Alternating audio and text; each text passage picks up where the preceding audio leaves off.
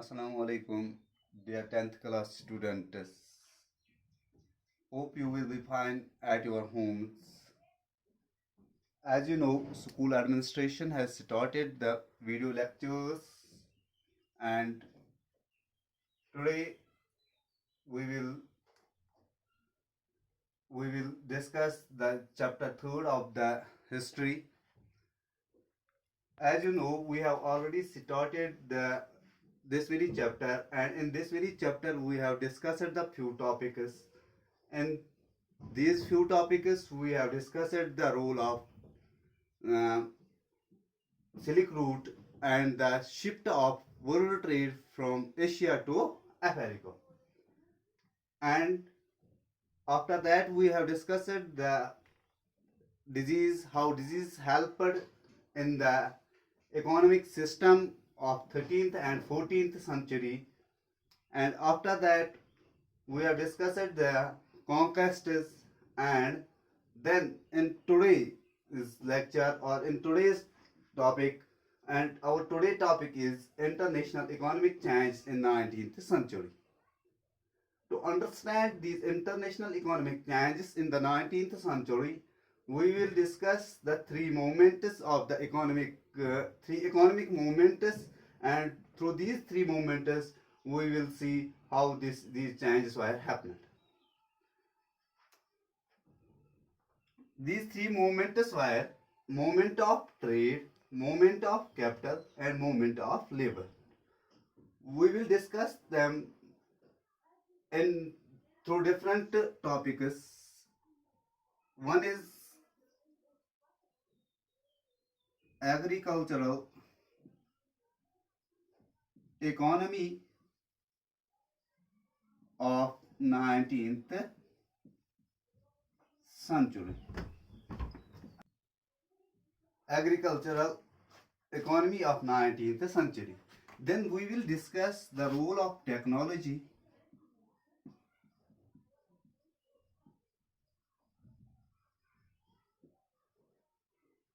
Then we will discuss late 19th century colonialism. Then we will go through a render test,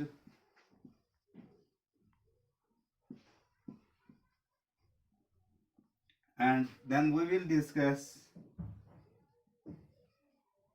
industrial labor,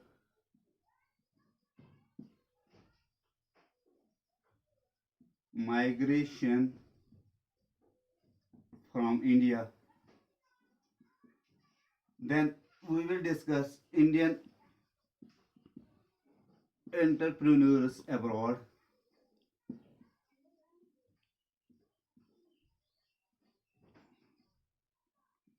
Then we will discuss Indian trade and global system. Trade and global system.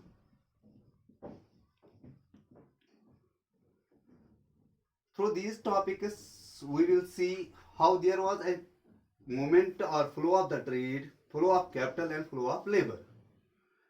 And we will understand the economic changes of 19th century.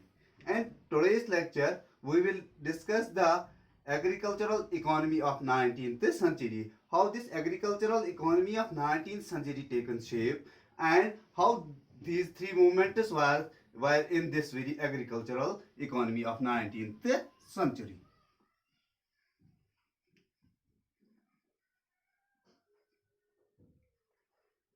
In this agricultural economy, we will discuss the food grains.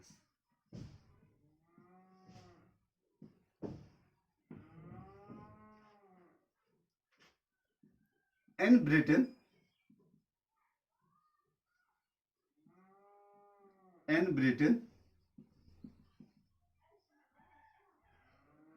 population increased in 19th century. When population increases, there increases demand of food, When food demand increased, they didn't imported the food because of Coron laws.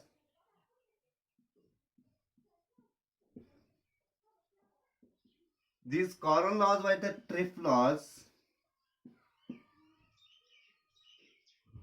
upon food grains. These food grains,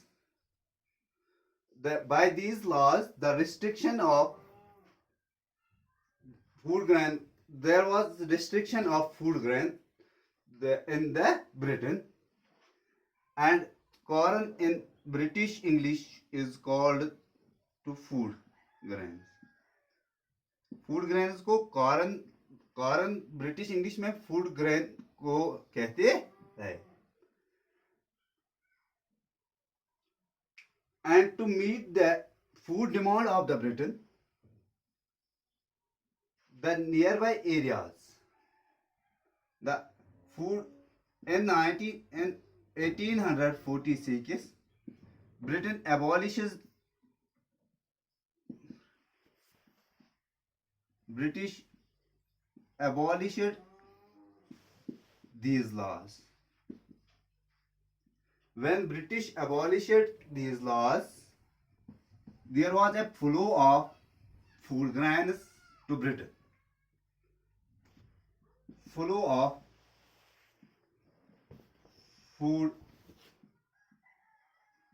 grains to Britain.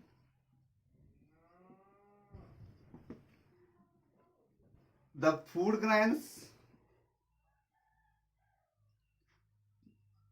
where these food grains came? These food grains came from the other areas, such as Australia, America, and Eastern Europe. To expand the agriculture, to having a more and more food crops, to grow and to produce more and more food crops in these areas, there needed two more things. One is labor and another is capital. Because in America and in Australia there was a large need of labor, and to improve the system of transport and to link these agricultural farmers with the markets and to export these food grains in no time, they needed a well developed transport system. And there was the labor for, and the labor came from Asia, Africa, and other countries of Europe.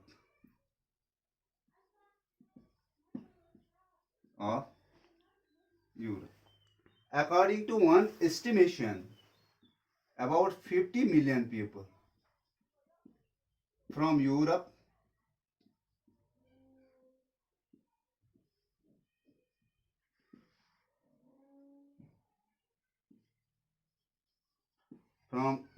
migrated to America.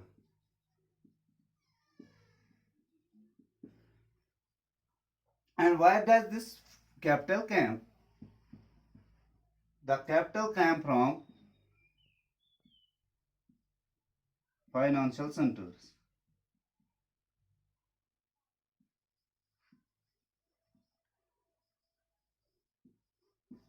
These financial centers such as London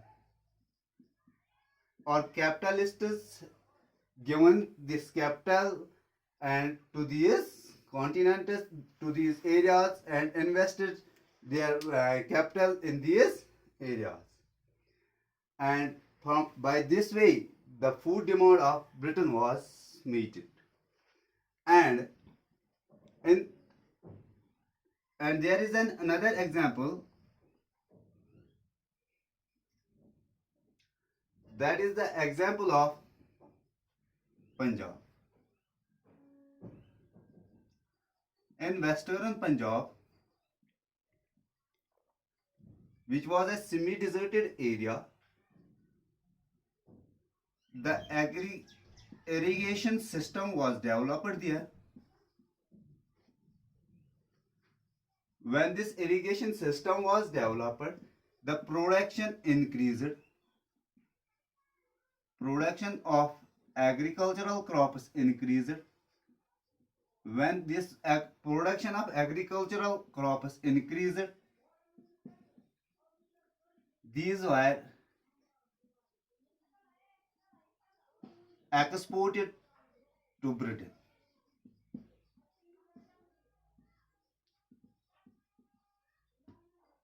These were exported to Britain, and the labor came from who developed these irrigation system in western Punjab. This was a Britain capitalists. Britain capital was used to develop the irrigation system in western Punjab, and the produce was also exported to the Britain, and the labor came from other areas of Punjab. Labor came from other parts of Punjab. And we have seen that in this very example again, that the capital came from Britain and the labor came from the other parts of the Punjab, and these grains were exported to Britain. And we, in this very example, we see that the movement of flow, movement of capital, and movement of labor. And this very food was an example of these movements, how these movements happened in 19th century. The other crops were also grown, such as rubber, cotton, and indigo. By this very system, when we see the vast crops were cultivated on the land, and the world 60% of world trade was dominated by agricultural products.